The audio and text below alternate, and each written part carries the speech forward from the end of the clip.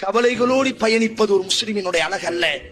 சோதனைகள் வரும் பொழுது அந்த சோதனைகளை பொருந்திக் கொண்டு, இதுதான் யதார்த்தம், நான் கவலைப்படுவதினால், நான் கண்ணீர் வடிப்பதினால், நான் கவலைப்பட்டு பட்டு வீட்டிலே சோகமாக அமர்ந்திருப்பதினால் என் சுற்றி இருப்பவர்களும் கவலை அடைவார்கள், என்னை நம்பியவர்களும் கவலை அடைவார்கள். இதனுடைய பின்னணி என்ன?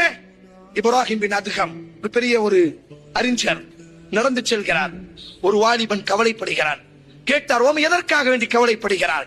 உன்னிடத்தில் நான் மூன்றை கேட்கிறேன், அந்த மூன்றுக்கும் நீ பதில் சொல். ஒன்று, அல்லாஹ் உனக்கு ஒரு சோதனையை தந்திருக்கிறார், அதனால் நீ கவலைப்படுகிறாய். நீ கவலைப்படுவதனால் அல்லாஹ்வுடைய சோதனையை விட்டு நீ தப்பித்து விட முடியுமா? அவன் சொன்னான், இல்லை.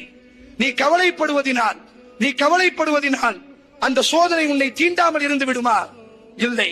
நீ கவலைப்படுவதினால் அந்த சோதனை, இப்பொழுது உனது தகப்பன் மரணித்து விட்டான் என்று சொன்னால், உன் குழந்தை மரணித்து விட்டது என்று சொன்னால் கவலைப்படலாம். இல்லா பிஸலாஸத்தி அய்யாம், 3 நாட்கள் மட்டும்தான். அந்த 3 நாட்களுக்கு பிறகும் நீ கதறுகிறாய், கவலைப்படுகிறாய் என்று சொன்னால் இழந்தவர்கள் உனக்கு கிடைத்து விட போகிறார்களா? இல்லை. இதுதான் உலகம்.